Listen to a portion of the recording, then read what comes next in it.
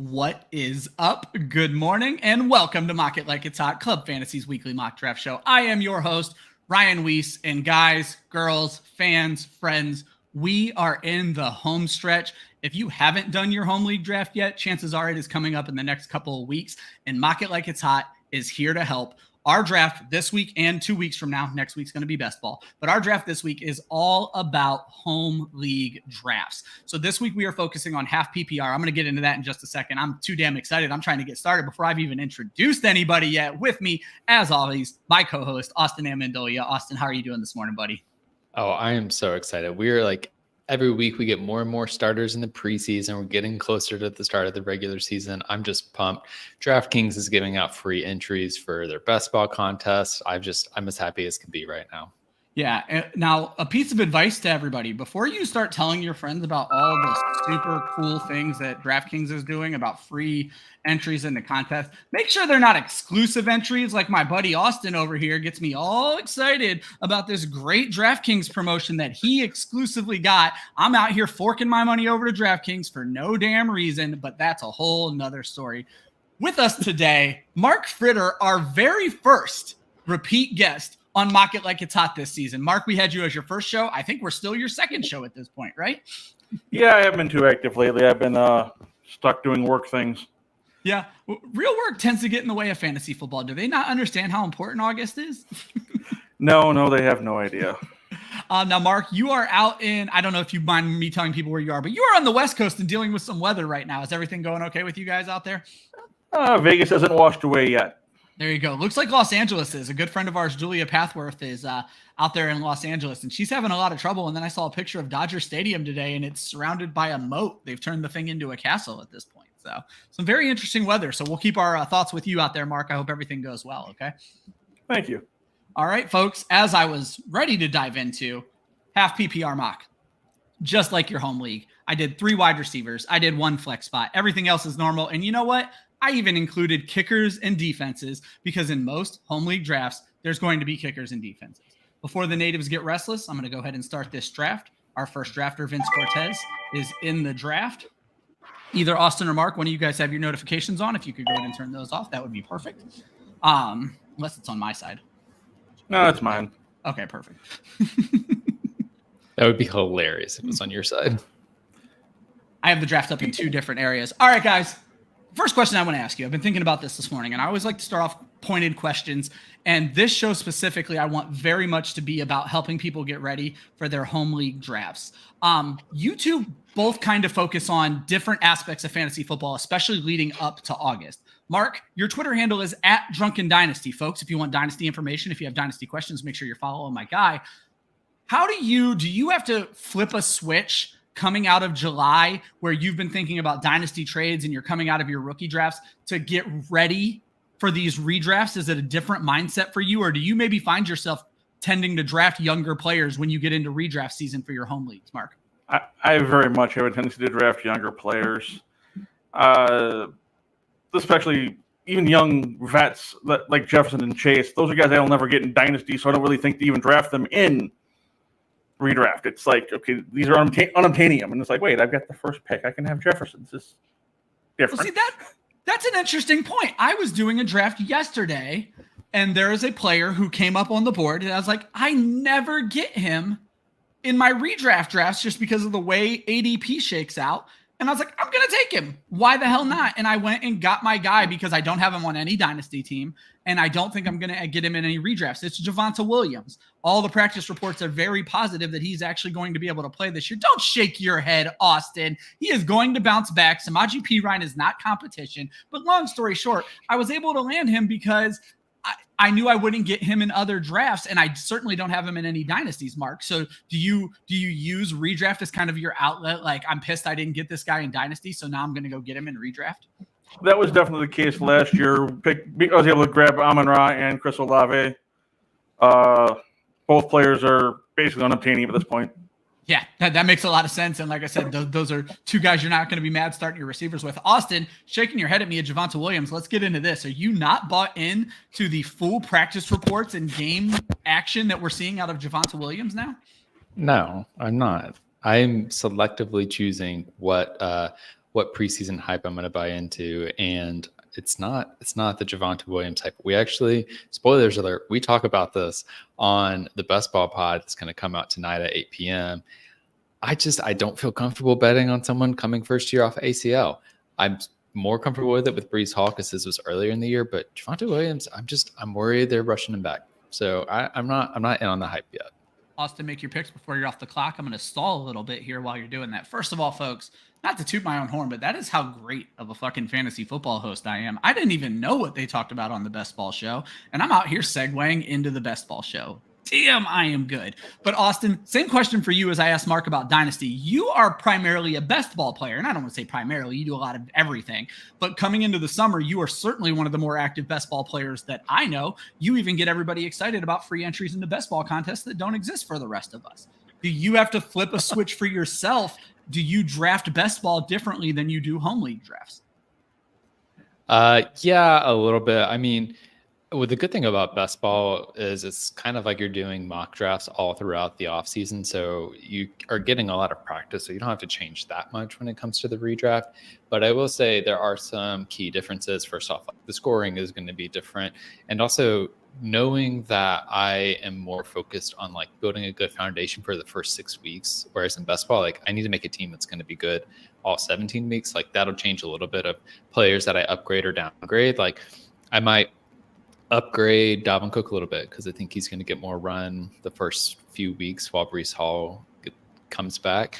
I might downgrade Breece Hall for the exact same reason. And so there's a little bit of tweaking. And then there's a little bit of just like, there are some players that are just on my no-fly zone list for redraft. Like I'm a big Mike Williams fan in redraft just because like I can never predict what week he's going to pop off. George Kittle's a little bit tougher in redraft leagues. You know, the fact that I have to choose between certain players, I'll avoid those tougher decisions. Like noisy backfields is another one, like where you just have multiple players who could be the number one running back. Yeah. Like I'll avoid those more so in redraft than I will in best ball.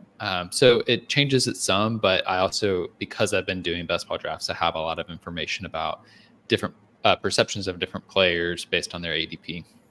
It makes a lot of sense that there are players, and if you're new to best ball is a type of fantasy football where you don't have to set lineups. Your best optimal lineup is put out for you after every single game, so you're not worried about who you get. So guys like Mike Williams, who could miss a week or is just as likely to score 3 points as he is 30 points, are great in best ball, a little bit harder to predict in redraft. Austin, you alluded to this just a little bit earlier, is you're selectively choosing which preseason hype you're believing and what you're not believing. Mark, I asked this question last week, and it's probably one I'm going to continue for the next couple of shows. Have you seen anything this preseason that you are buying into? And the example I'm now using for the second straight week, because the guy keeps scoring touchdowns, is Deuce Vaughn, 5'5", I believe, 165 pounds in Dallas. They don't really have a backup running back, Mark, but the guy just keeps scoring preseason touchdowns. Deuce Vaughn excluded, or if you want to talk about him, is there anything you're seeing in this preseason that you should take seriously? Or better question, is there anything we're seeing right now that you should not take seriously? Like just push it out of your mindset. I haven't seen a whole lot of hype that I've bought too heavily into. Deuce Vaughn is a nice story. I don't think he's going to be really all that relevant. There's an undrafted rookie in Denver behind PPR and Williams. I like him a lot, but I don't think he's really going to see a whole lot of play except in gadget stuff. So, yeah, and that's an interesting backfield because Samaje Perine, up until I think last year, had missed some time in the NFL. Javonte Williams obviously coming back off of that injury, and there's really no third back there that I'm aware of. So that could be a very interesting one to keep an eye on. I feel like when we hear about UDFAs popping, it's always at the running back position, Mark. Yes, he's actually scored in the first two preseason games. I'm spacing on his first name. I believe his last name is Williams. Jaleel McLaughlin. I was just looking at. That's the one. Yep. Yeah, so interesting name to keep an eye on there. Austin, same question as always. Are you buying into the Deuce Vaughn hype? But more importantly, is there anything you're seeing that you are believing in, or more importantly, any great performances that people just need to take with a grain of salt? Yeah, I have not really watched a lot of Deuce Vaughn, so I'm not buying into the hype just yet. I will say it could mean that he's a good dynasty stash. Like Ramondre Stevenson had a good preseason a year or so before he actually really popped in fantasy football in redraft leagues. So maybe he's a future breakout, but I don't buy that he's going to become like a Ezekiel Elliott type player for Dallas. The camp hype or preseason hype I'm really buying into is Darren freaking Waller looks so good. Yeah, and boy. I am trying to like pump the brakes on this one so hard because gas. Literally he's wearing number 12. And so I didn't recognize him. All I saw was like, there's this the Giants big, got a real quarterback, dude. No, I'm joking. Okay. All I saw was this like giant player snatching balls out of the air, running players over. And I was like, who is this guy that just like got 3 targets right out the gate? And I was like, oh my God, that's Darren Waller. He looks incrable and he's getting peppered. So that made me feel really good about Waller's chances this year. Again, it's preseason. We'll see what actually happens. But when teams come out in the preseason and they design these plays specifically to get certain players involved, it does catch my attention because even if we can't expect Waller to sustain that level of target share throughout the season, it does say to me they have offensive plays designed specifically to get him involved, and they want to see how they go. I love that. Folks, if you've never watched this show before, the draft is kind of like the wonderful thing happening in the background, and we are going to talk about it eventually. But the point of this show is to help beginners at fantasy football understand mock drafting, understand drafting in the first place, and maybe just, get a leg up on their league mates before they go into their home league draft. So we have the draft up so everybody can learn from what's going on in the draft, and we are going to talk about it later. But we like to start the show just having a little bit of fun. And I have a great little segment I've come up with this week. Guys, if you don't recognize one of these names, don't feel bad about it. I am 100% putting you on the spot. I'm going to name off 4 names. I want you guys to tell me if you can tell me where any of these guys play right now. These names are Easton Stick, Emmanuel Wilson, Austin Watkins, and Nick Muse. Can you tell me where any of these players play, Mark? Is Stick in Indy? Stick is not in Indy. Austin, you got any guesses? Do you even know the names anymore? Stick, I believe he is Los Angeles Chargers. He is the backup in Los Angeles. And then you have Emmanuel Wilson. Austin Watkins and Nick Muse. Okay, now Austin Watkins, I think he's in Cleveland. He is. And then Emmanuel Wilson, he's not with the Cardinals, is he? Not. That's your strike. No more guesses. And Emmanuel Wilson is with Green Bay. Nick Muse is with Minnesota. Those 4 names, folks, are your preseason fantasy leaders at quarterback, running back, wide receiver, and tight end. So this is why we take fantasy football in the preseason with a small grain of salt. I will say, I am covering the Cleveland Browns for Football Guys right now. Austin Watkins has set the world on fire in the Cleveland camp. The kid looks good. It's a hell of a depth chart he's going to need to climb, but I'm really enjoying what Austin Watkins is doing. He has led the Browns in receiving in all 3 preseason games and absolutely went off against Philadelphia. I think it was 7 catches for $155 and a touchdown or something like that. Like, the kid went off. He's a very interesting player. All right, guys. I love that. Yeah, as the draft continues, my first question I wanted to ask you guys, and we can take a look at the draft here. Jamar Chase, Justin Jefferson, Christian McCaffrey, first 3 names off the board. And I think that is probably the most common first 3 names off the board, though I haven't seen Chase go 1 very many times, Mark. If you had the first 3 picks of the draft, you don't, it's not going to happen. But if you did, how would you order your first 3 picks? Would it be these 3 players? Would it be other players? What is your order of the first 3 picks of the fantasy world right now, Mark? I would go Justin Jefferson, Austin Eckler, and then Christian McCaffrey. Okay, so are you typically a running back heavy guy when you do your drafts, putting those 2 running backs near the top? Early in the draft, yes. You get to the back half of the first, I'm pretty much going receivers. The top tier of running backs runs out very, very quickly. I can definitely see that. I'm going to throw one more question at you. The worst question a fantasy analyst could ever ask, and you're not supposed to put these things into the ether. Justin Jefferson is the universal number 1 pick. What if Kirk Cousins gets hurt? Are we nervous about Justin Jefferson with whatever backup the Minnesota Vikings are able to throw out there? I'll be honest, I don't even know who the hell their backup is right now. I couldn't tell you off the top of my head either. Yeah. Redraft, absolutely. If there's a dip for Dynasty, I'm buying. Okay. That's a really good point. So if Kirk Cousins goes down, because you have to feel the Minnesota Vikings are ready to start planning outside of quarterback anyway. So you're going to go buy that Justin Jefferson dip in Dynasty, but in redraft, you're pretty well screwed at that point, right? Yep. All right. Austin, I know you're not putting Christian McCaffrey in your top 3, so I'm real interested to hear how you would total the top 3 picks. Go for it, buddy. Yeah, my top 3. So I'm agreed with Mark on Justin Jefferson at the number 1. I'm going to take Cooper Kupp at number 2. And then number 3, I'm going to go Austin Eckler. Okay. I wasn't going to ask this question right now, but I'm actually going to dive right into this because you guys both have Austin Eckler in your top 3. And I think, and I'll be honest, I haven't dug into the reports lately, so I don't know if he's just given up his battle, but I think we are not counting Austin Eckler in the same boat that we're counting Jonathan Taylor and Josh Jacobs. Now, Josh Jacobs, a report just came out that he is looking to end his holdout, Austin, and he will be on roster by week 1. And there's obviously a lot of value in Josh Jacobs with the uncertainty right now. How should we be handling these red flag running backs? Austin, I think I've asked you that question 10 times this offseason, but these 3 specific guys, you guys both just listed Austin Eckler in your top 3, Austin, whereas he is arguably as disgruntled, every bit as disgruntled as Jonathan Taylor and Josh Jacobs are right now. Yeah, I mean, so one thing I would say, while they probably didn't give Eckler everything that he wanted, they did restructure his contract earlier this year to add some incentives to his contract. So they did try and work with him, meet him a little bit halfway.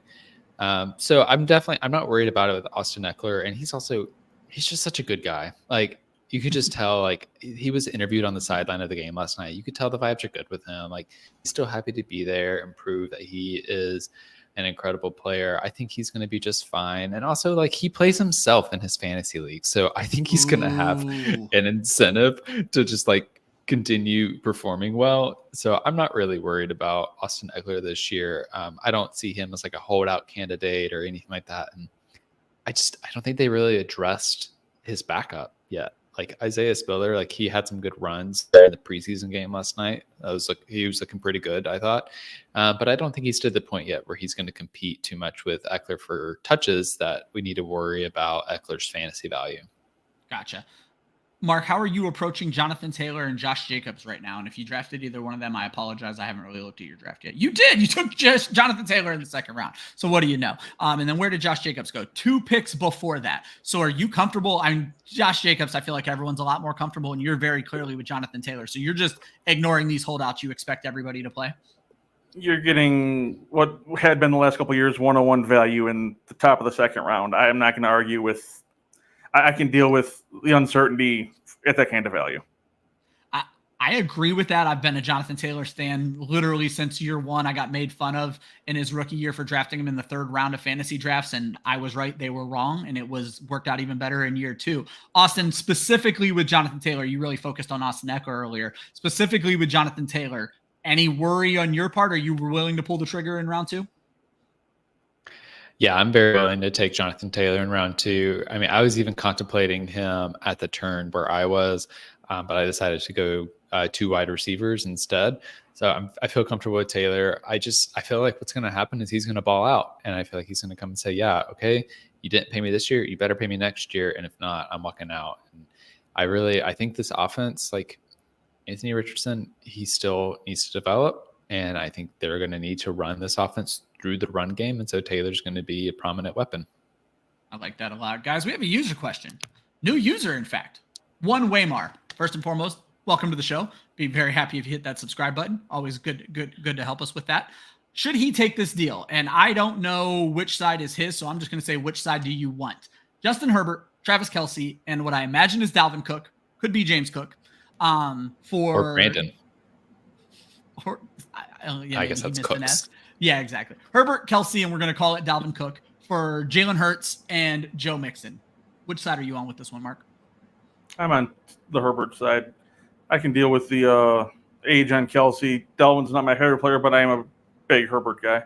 Yeah, I'm going to probably even go on the assumption this might even be a redraft league. Austin?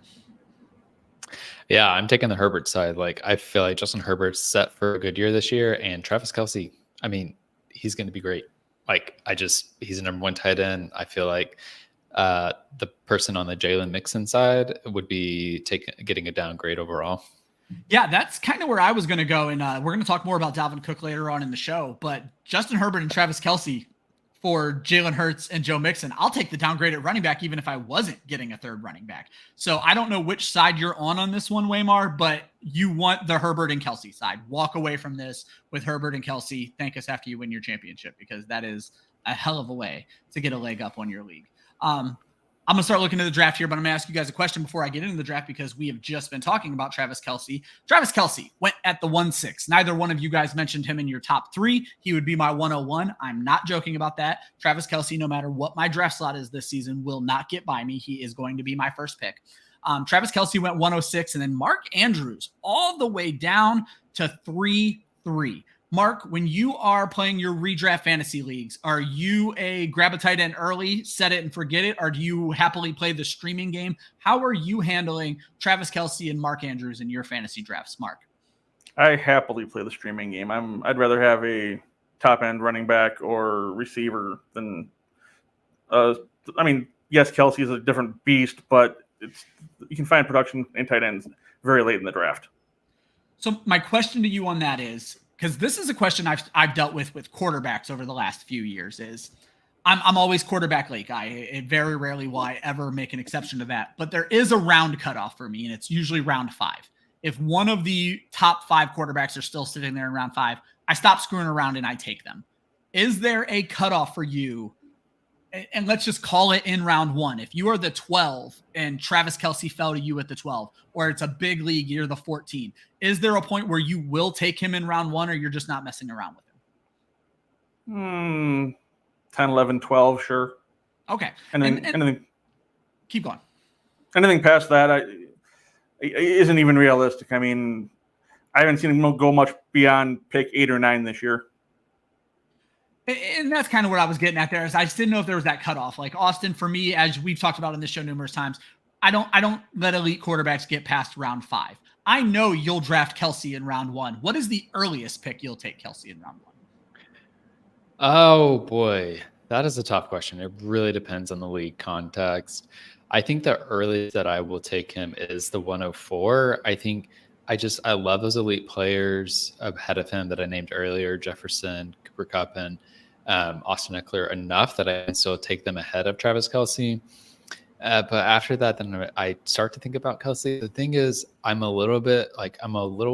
started recently drafting less of Travis Kelce, which I feel weird about, because particularly in best ball leagues, because I feel like in best ball, like he just is going so early, and I'm a little worried, like will he be able to sustain kind of the ceiling that we need him to in those formats? So I've started drafting less of him, but I can still legitimize taking a top 5 pick on him, just because of the significant advantage he brings at the tight end spot. How do you feel about Mark Andrews falling to 303, and not only falling to 303, that was an auto pick. So we don't know how far Mark Andrews might have fallen. Austin, let's assume he got back to you at 312 or 310 in this draft. You're taking him there, right? Are you not as in on Andrews as the rest of the fantasy world? I'm fine with where Andrews went. If he got back to me, it would have been a hard decision. I wasn't even contemplating the possibility that he could get back to me, so I frankly did not process whether or not I was going to have to make that call. And I get it. Like, I think last year people kind of overcorrected on Andrews and were like, oh, he's the number 1 ahead of Kelce now, which we saw that was not the case. And I think there's still enough questions of like, what is this new Baltimore Ravens offense going to look like? And how is Mark Andrews going to be featured in that? And also, is Mark Andrews going to play all 17 games? Like, he's dealt with injuries on and off. So I get him falling. If he had made it to the 310, it would have been hard for me to not go ahead and draft him just because of that value. But I'm fine with him in the 3rd round. I'm honestly rarely reaching on Mark Andrews unless I'm like trying to do something specific with a Lamar Jackson stack. I have a 2-part question for you, Mark. First and foremost, same question about you with Mark Andrews. Would he have gotten past you at 3.7? Chris Olave, I think I'm taking over Mark Andrews all day long. So I feel like you hit a home run at 3.7. But if Olave is not there, and I know you're a tight end late guy, is the third round a cutoff round for you on Andrews, or would you have let him blow by you with no issue? I think I let him go by me with no issue. There's a lot of players in the back end of the third that I like quite a bit.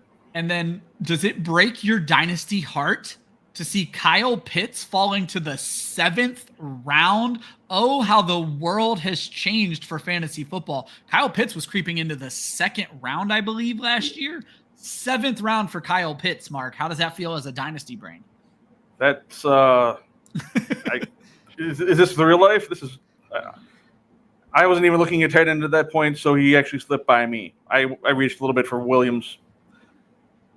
Yeah, I think that makes a lot of sense. Austin, you're a Falcons fan, and then you kind of, I would argue with your Madison pick, you got double sniped with Pitts and Waller there. Does that sound correct to you?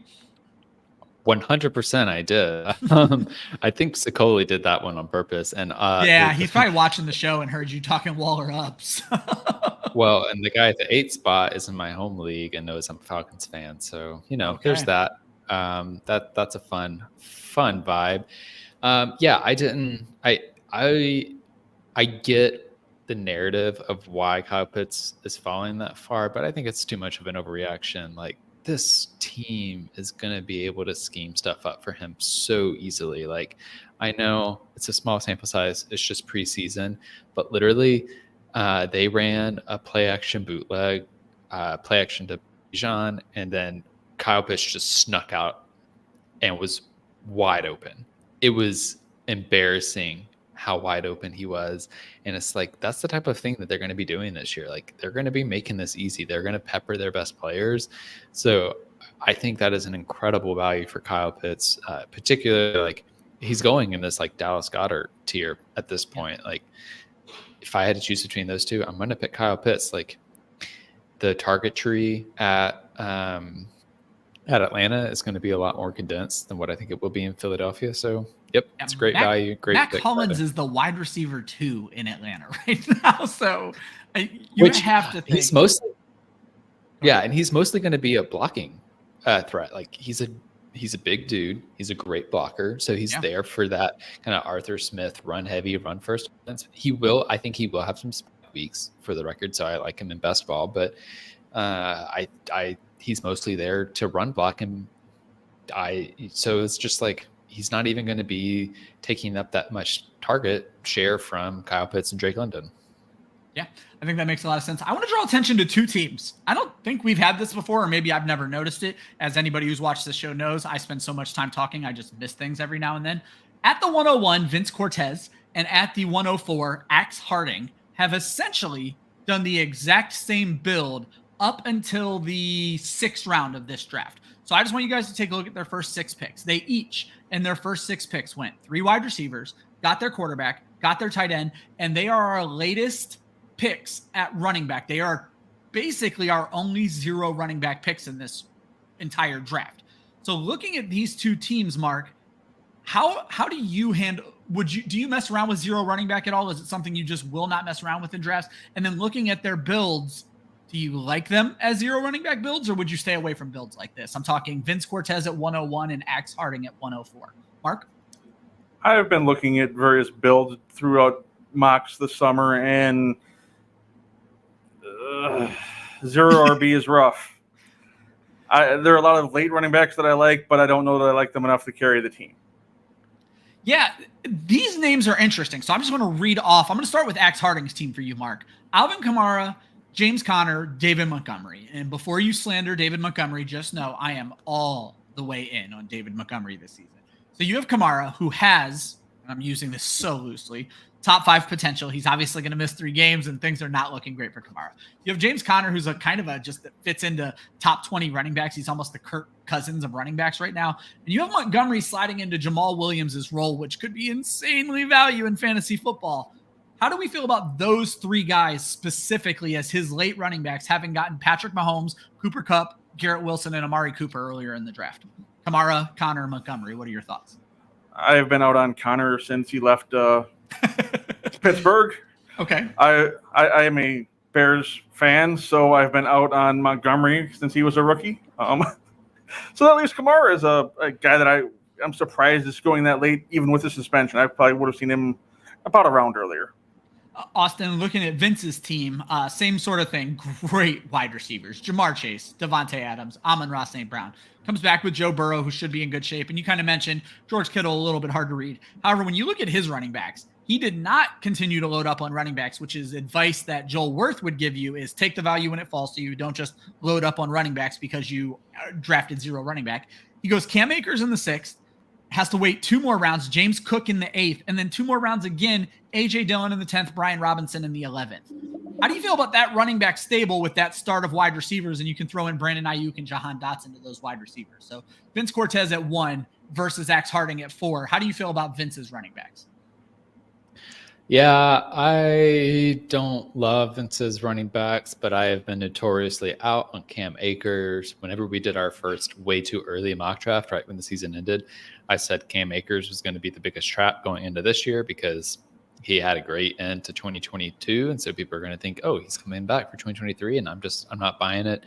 James Cook, I'm a little skeptical about. If he takes on like the Devin Singletary role, in like a 1-to-1 comparison, then he's an RB2 candidate. That's nice. With Buffalo, there's so many mouths to feed. And that always scares me about these super elite offenses, just like Kansas City. It's so hard to predict where the touches are going to go, where the touchdowns are going to go. So I prefer to go elsewhere. A.J. Dillon, I think, is pretty decent. Brian Robinson, I'm a fan of. But if I had to choose between these 2 running back rooms, I'm definitely going with Axe Harding's team. He's got a bunch of running backs that I think they're not just the running back 1 on their team, but they have a potential to be a workhorse on their team. And I don't think any of the running backs on Vince's team have that kind of 3-down ability. I like that. James Cook, the hype is around James Cook is 3-down ability. I'm going to be interested to see how that plays out. Folks, I'm going to scroll down on the draft in a little bit, but the next question I want to ask these guys is about the quarterbacks, so I didn't want to get them off the screen just yet. I think one of the most basic questions that people who don't follow fantasy football 24 hours a day, 365 days a year is, when is too early to go quarterback in the draft? And what Austin and I have noticed, Mark, throughout these mock drafts is Jalen Hurts, Josh Allen, Patrick Mahomes, people are very comfortable taking these guys in all of them in round 2. Mahomes happens to fall to round 3 in this draft. You obviously took your quarterback earlier than Austin, but not exactly early with Justin Fields. And we'll talk about Fields a little bit later. Just like my question with the tight ends, is there a point in the early rounds where one of these quarterbacks, Hurts, Allen, or Mahomes, falls to you and you're like, I have to have this guy on my team? Mark. That's pretty much what just happened with Justin Fields. Okay. I had kind of a dead zone and there was nothing else I liked. So it's like, I guess Fields is the answer here. So for you, like I was talking about earlier, round 5 is my cutoff. It looks like maybe round 6 is yours, where if there's an elite guy there in round 6, you're taking him, but you're not thinking about it earlier. Correct. Okay. Austin, same question with these quarterbacks. We've obviously stated multiple times throughout the show, but if this is people's first time watching us, we are comfortable with these guys going that early. They seem to have really set an edge in fantasy football last year. But for you specifically, Austin, when would you consider, I can't let one of these top 3 guys get far enough away from me? Yeah, I mean, if I want one of those top 3 guys, if I'm like going into a draft saying that's my strategy, I'm taking them in the first 3 rounds just because you have to. But in general, like I'm going to try and wait at quarterback as long as possible and get a value somewhere else. So similar to what Mark was saying, like if I get to a spot in the draft and I'm just like, I don't like anybody here, then I'll say, okay, well, if I don't like anybody, I guess now's a good time to get a quarterback, and I'll look and I'll figure out what the best value quarterback is at that point. So I'm kind of actually in that spot right now. And so I'm finally going to take my quarterback, which is great timing. But I feel like the quarterback position is deep enough in a 10-team league that you can wait it out and you just get the better value elsewhere and you'll be still set at quarterback. There's another quarterback I want to talk about, but first I got to put you guys on the spot. Austin, I think you knew this was coming. I talked about 3 quarterbacks.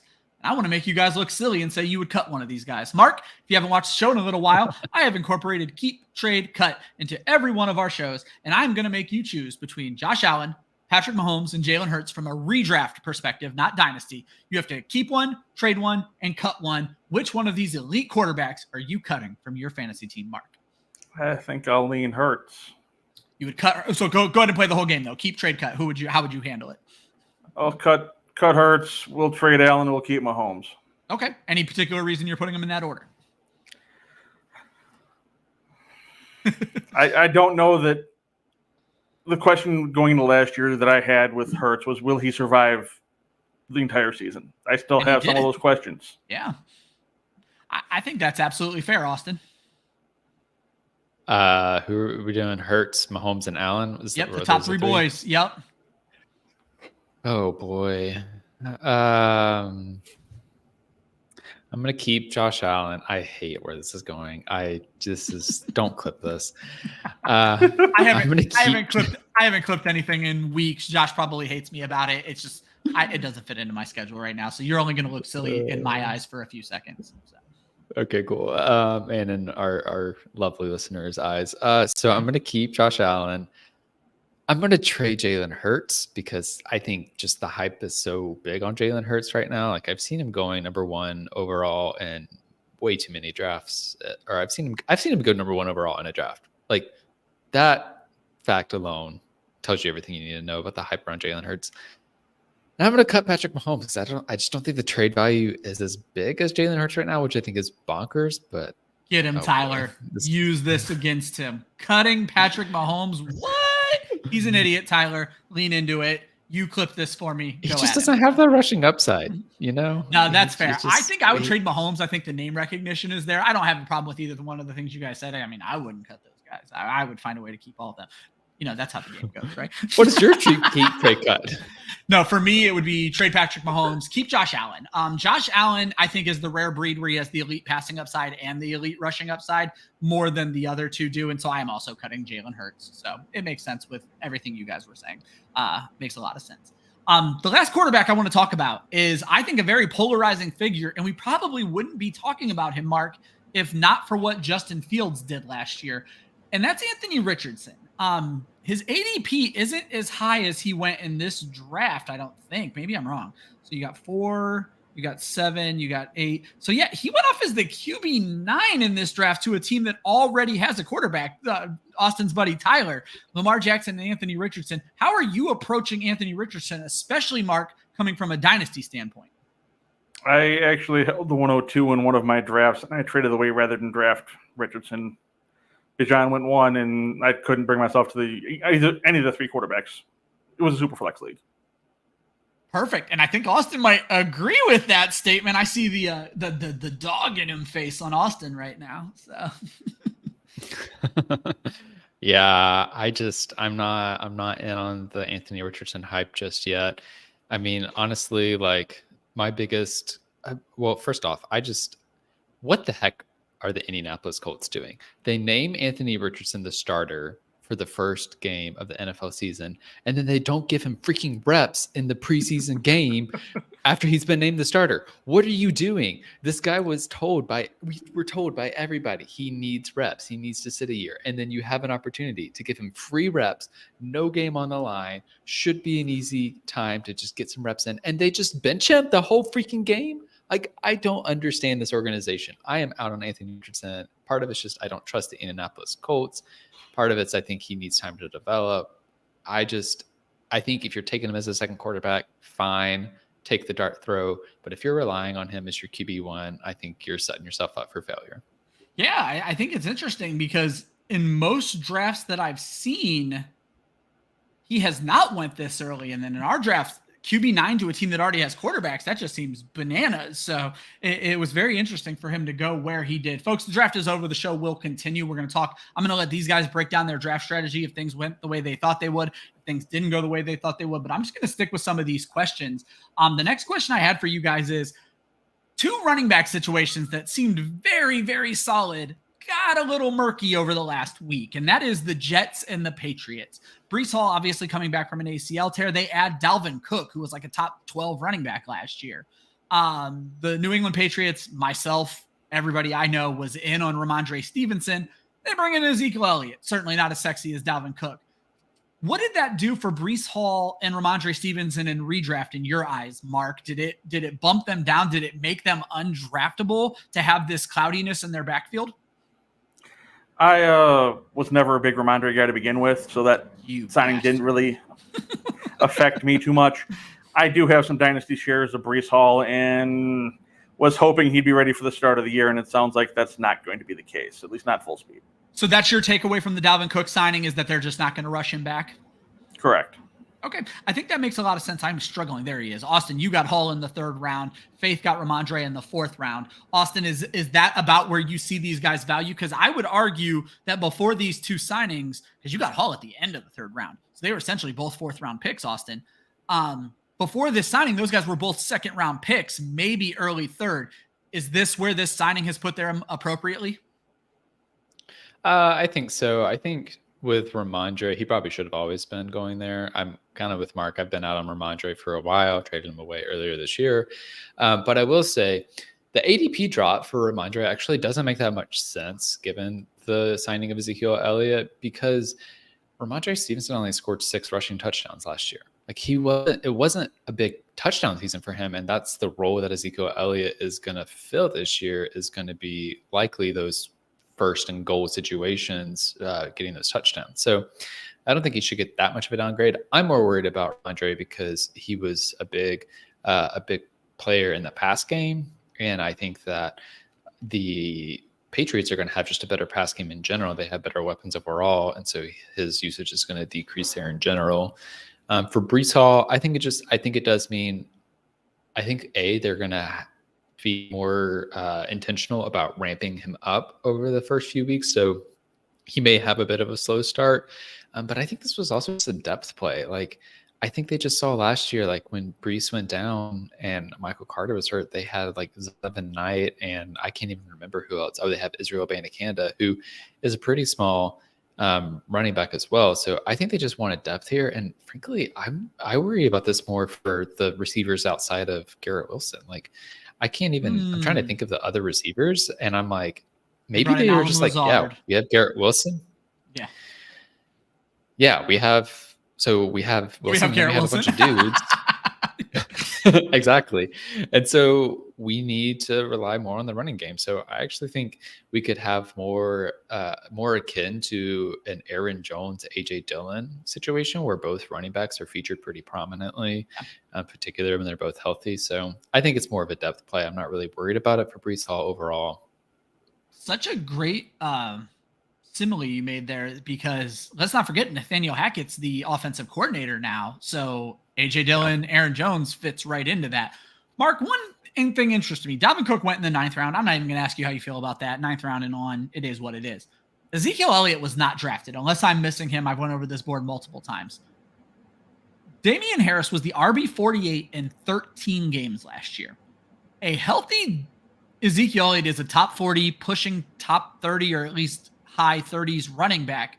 Should he be being drafted in these smaller half PPR leagues, Mark? Absolutely. I found with the 10 teams that you will run out of running back depth before you run out of receiver depth. That's why I kind of focused on running back early in my draft. Yeah. It just got to a point where I was getting down to the last few picks and there was no room for another back. So he slipped past me that way. I think that makes a lot of sense. This next question, I just asked you that one. I'm only going to ask Austin this one because you drafted this guy, and I'm going to have you talk about your draft in a second. I feel like the fantasy world is turning on Jameson Williams, Austin. Obviously, he missed a ton of time last year coming back from an injury, didn't do a whole lot when he got on the field. Now he's in trouble for gambling. He's going to miss 6 games. And then you throw another hamstring injury on top of that. Obviously, he has all the time in the world to heal, and Mark was able to get him in the 11th round. Is Jameson Williams still a sleeper in your mind, or are we starting to kind of feel like maybe he belongs in the 11th round? I think he belongs in the 11th round, and if you take him and he pops off, like you're gonna get to victory lap, and good for you. Like, I'm excited for you, but I'm not drafting Jameson Williams right now. I think the big thing is, like, if he had come back last year and popped more than he did, I might be a little bit interested, but he was more or less a decoy for Detroit last year when he came back. And until I see it from him, coming off of these injuries, not getting a lot of reps. Like, it's going to take some time for me to feel comfortable drafting him. And it's nothing against, like, I think he's a talented player. He's going to be a great receiver, most likely. But the time he keeps missing of getting ingrained in the offense and building the rapport with Jared Goff is concerning to me. And like, that is an important aspect of fantasy football and of player utilization. So I'm avoiding him for now, but hey, he's probably going to pop off at some point, and then the people that kept the faith will be rewarded. And Mark, we'll talk about that in just a second when you talk about your draft. My last question to you guys before I get into your drafts.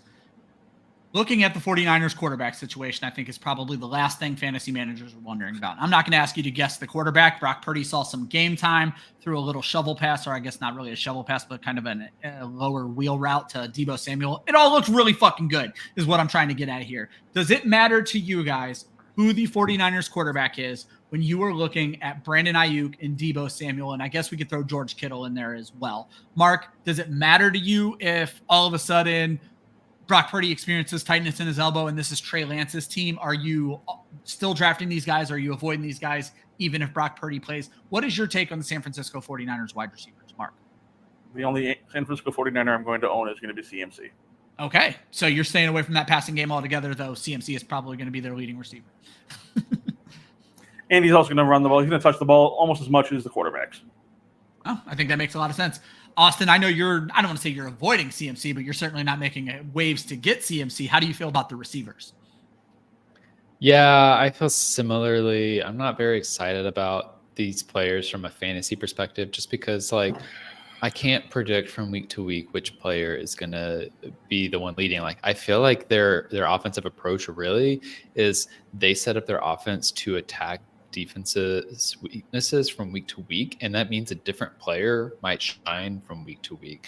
I think the most consistent is CMC. I think he's the safest bet of all of these players, but I still worry about the presence of Elijah Mitchell. So if I'm taking a 49er and prioritizing CMC, outside of that, I'd say Brandon, I think the talent is there, but I don't like how much people are sleeping on Deebo Samuel right now either. Like, I think people just have assumed that 2021 was an outlier season for him, but I'm like, I think he's still talented. Like, he was a killer fantasy player even before he started running the ball a lot. So for me, I don't feel comfortable enough about understanding how this offense is going to play out, because it also feels like it does change with the quarterbacks. Like, even though the offense overall does well, regardless of the quarterbacks, like from an NFL perspective, like the player chemistry between the quarterbacks is different. Like, when Travis was going to be the starter, we were told it's going to be Brandon Aiyuk. Well, then Brock Purdy threw 7 touchdowns to George Kittle in the last 4 games of the season. So I'm like, yeah, change the game. What do I make of that? Right. No. So I'm avoiding it if I can. So the one counterpoint I'm going to throw out there, I like Aiyuk. Aiyuk, I think, was the wide receiver 16 last year.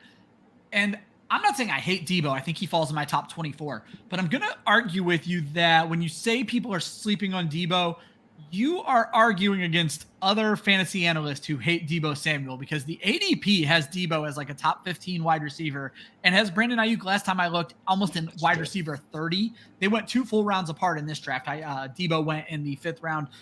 Aiyuk went in the 7th round. So I think there's value there. I'm not making a point to draft Deebo Samuel. I don't trust him with CMC there, but I get when people do. I am making a point to draft Brandon Aiyuk with the way things are falling right now. Just my personal opinion, to say something positive about these guys. All right, guys, we're going to have these guys break down their drafts and talk about anything they had to do, anything they had to not do, anything they had to change if they came in with a draft strategy. As always, we start with the guest. Mark, you were picking from the 7th spot. You started your draft off with Bijan Robinson. So I'm going to have you talk about whoever you want to talk about. You can skip whoever you don't want to talk about, but I am going to make you talk about Bijan Robinson. We saw his first run of the preseason. He looked like a grown-ass man out there playing football already. Is 1.7 a steal for Bijan Robinson, Mark? Come next year, it might look like one. It feels about right for the moment. I can't really argue him over pretty much anyone who went before him right now. But yeah, next year he could absolutely be fantasy 101 material.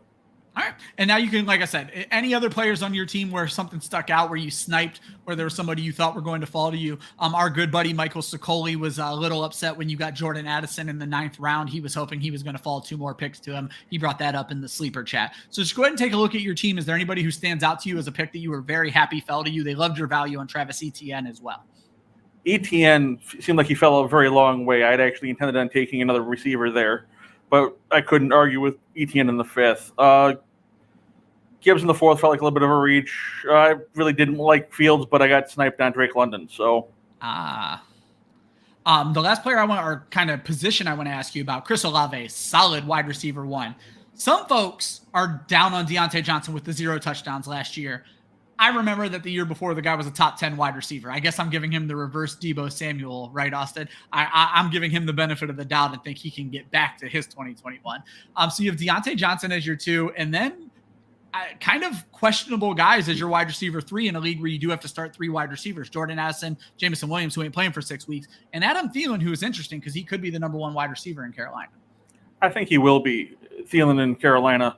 Deontay Johnson, I've actually just accepted that people are too far down on him, and it will just be scooping up later than I feel he could have gone. At Club Fantasy, those are words that could not have been said better. We all feel like he could have gone earlier. we love him here. As for Jordan Addison, it's just my dynasty brain kicking in. It seemed like it was a little late for one of my top rookies to be going. Well, and Michael Sicoli agreed with you there. Also a big dynasty brain. So if 2 dynasty guys say it's right, it's absolutely right. Austin, before I click over to your team, any thoughts on this team? No, I mean, I love it. I love getting Justin Fields in the 6th round. I think it's an appropriate place to get him. Love Olave in the 3rd round. I feel comfortable taking Olave in the 2nd round, frankly, just because I think he's going to have such a great year. And then at the running back room, I feel good about, I agree with you a little bit on the 3rd receiver. I'm not as excited about Jordan Addison because it feels like he and KJ Osborne are going to be competing for touches. But overall, I like this team. Perfect. Austin, we're going to click over to your team.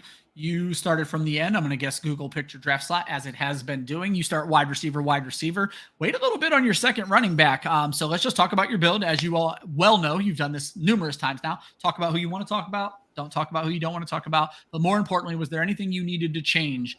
Because 1, you're picking on the end, which can be interesting. And 2, because of something that happened with Michael Sicoli.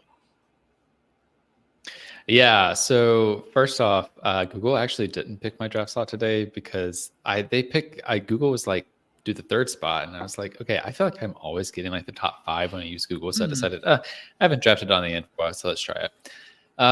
So I went there and I decided to go 2 receivers at the beginning. I don't really love my running back room shaped out, actually, honestly, when I look at it. Like Miles Sanders, my brain says he's probably in line for a lot of touches. My heart's just not in it. So it's not a pick I feel great about. Similarly with Alexander Madison, like cognitively, I'm like, yeah, sure. He's the dude. Emotionally, I'm just like, something just doesn't feel right here. Something feels off. So I probably could have attacked running back a little bit earlier, just chosen different running backs. Honestly, in hindsight, I wish I had picked Deontay Johnson with my Alexander Madison pick because I took Hollywood Brown and I was like, oh, Deontay Johnson's right there. Oh, well. Apart from that, I did end up waiting a little bit longer on tight end than I wanted because Darren Waller got sniped from me from at double snipe. Sicoli. Yeah, and he sniped me later too, which we'll get to in a second. But Pat Freiermuth I actually really like. I have an article coming out with Pro Football Network soon on tight end regression candidates. I think Freiermuth is a good regression candidate. He only scored 2 touchdowns last year after scoring 7 touchdowns in his rookie season. The Steelers were awful in the red zone last year. They scored a touchdown just over half the time they made it to the red zone. They should be looking better this year. So I'm pulling for Freiermuth to regress upwards. I wanted Sky Moore instead of Jacoby Myers, but Sicoli sniped me there. So that was fun. And then I'm not going to steal your thunder, Ryan, because I have a feeling you're going to talk about this, but a lot of teams took multiple quarterbacks, and that really messed with my strategy to wait it out because people kept taking quarterbacks that I was hoping to get late, but I still ended up with Kirk Cousins. So I was like, okay, cool. Other people have 2 and 3 quarterbacks. I have Kirk Cousins. Fine. It'll be good.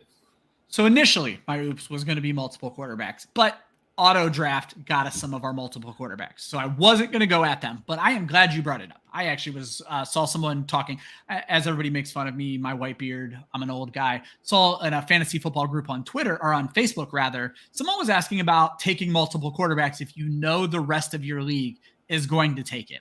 And I do have a league, a regular redraft league, where I do draft multiple quarterbacks because I know every other team is going to, and they won't trade them. I've run into that before. So the streaming can get out of hand. So Austin, I actually don't have a problem with some of these teams taking multiple quarterbacks. And I'm so glad you brought it up, but you also brought it up in such a good way that you still waited and still got Kirk Cousins. Kirk Cousins is the QB12. It is his middle last name right there at the end of Cousins, QB12. It's just who the guy is. But my oops of the draft, if anybody's followed the show for any period of time, I trapped you guys. I baited, I switched. You all took kickers and defenses for the most part, but my oops is going to go to your friend Austin Tyler, who takes a kicker and a defense, not even with his last pick. What are you doing? Don't take both. If you're going to take one, wait till your last pick to do it. And so the opposite of the oops of the draft, I'm going to give to Jamie H., who threw in the YouTube chat, I don't draft kickers. Good job to you. But more importantly, I'm also going to draw attention to the New Orleans Saints schedule. They start the season with Tennessee, Carolina, Green Bay, Tampa Bay, New England, Houston. They don't play a proven quarterback until week 7 because I don't trust Mac Jones either. If you believe in the Saints bouncing back, they were a top 5 defense in 2020 and 2021. They are the team you should make your defense with your last pick of the draft. Gentlemen, that was fun. I love home league mock drafting. Mark, thank you so much. I know you haven't put in a ton of work with content because real work has been killing you. Tell people where they can follow you, and I know you are a plethora of knowledge when it comes to Dynasty information. At Drunken Dynasty on Twitter, X, whatever we're calling it these days. I do have plans for some YouTube content coming up, but it's, again, gotten pushed to the back burner. Gotcha. Well, we look forward to it, and you make sure if you get it over to me when you get it, I'll be more than happy to share it. You drop a Twitter link, and I'll be more than happy to share that stuff out so more people can see your content. You did a wonderful job. Austin, you kind of alluded to your big news already that I was going to give you some time to talk about here. What do you have coming out, Austin? Yeah, so first off, let's knock out the club fantasy stuff because that's what's most important to my heart. We have the best ball show coming out tonight. We sat down with Stacy Perez, who has joined a lot of these mock drafts with us, to get her thoughts on doing best ball leagues, doing high stakes leagues. It was a really fun show. I'm excited to share it with you all. And then I might not be on the ranking show this Thursday night, but we're doing the ranking show, so you need to check those out. They're really fun.